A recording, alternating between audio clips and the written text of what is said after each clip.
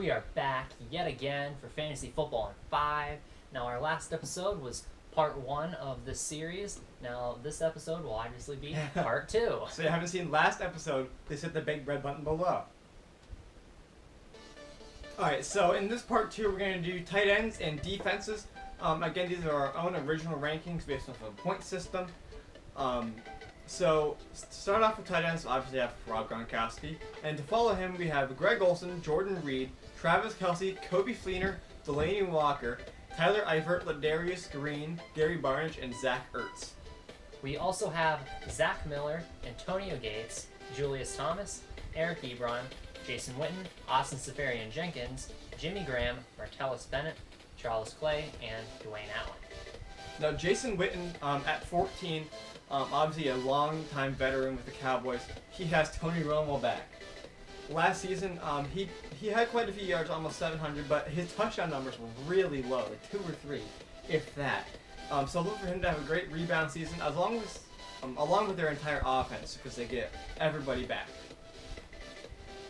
At number 10, we have Zach Miller. Now, I wanted to highlight him because I think he is going to be a sleeper in the tight end position because he produced well last season for them, and I think this year he will have a really good connection with Jay Cutler, if that can even happen. Yeah, especially now that Bennett's up in New England. Yeah, and so I think he'll have a lot of opportunities, and he will be the consistent player for them. Now, one more we're gonna grab is tight end for the Bucs, Austin Seferian-Jenkins.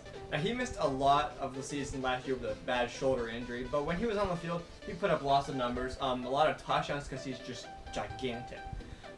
I think he has a really good connection with Winston, so he's going to be another one of those go-to players for Winston other than Mike Evans. Right.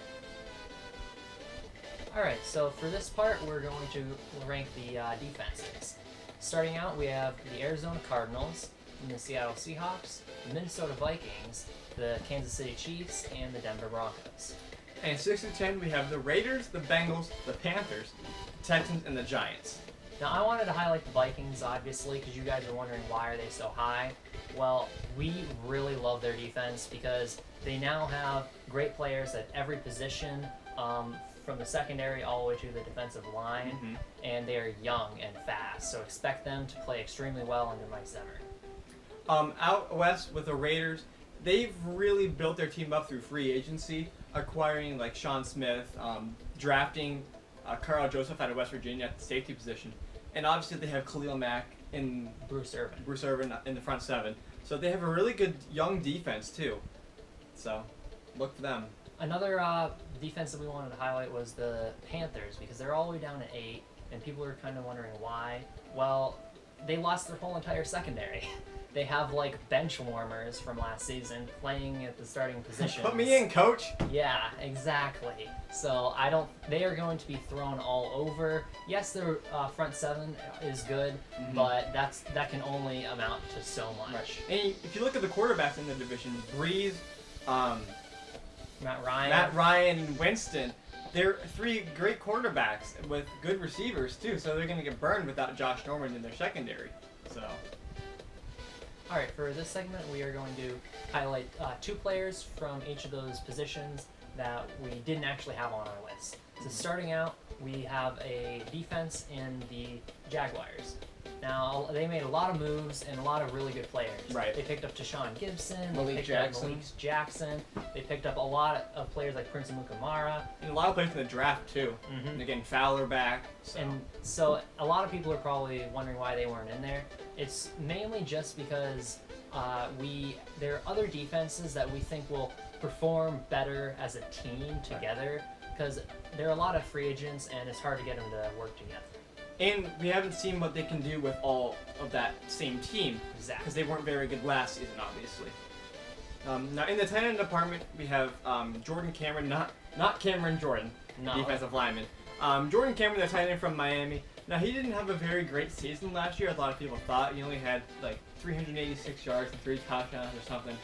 But if you look what he did in Cleveland, he had a lot of great numbers there earlier in his career. Now he's with Tannehill in Miami, who's a better quarterback than whatever he had in Cleveland.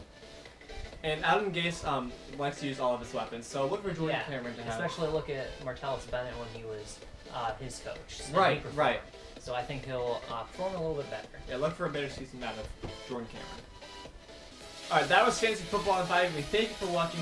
We deliver all your fantasy news in 5 minutes, but because honestly, who would want to watch a 30-minute video on this topic? Amen. So this was installment 2 out of 4 in our top 200 fantasy players of 2016. Our rankings, obviously, so stay tuned for the next few, and don't forget to subscribe.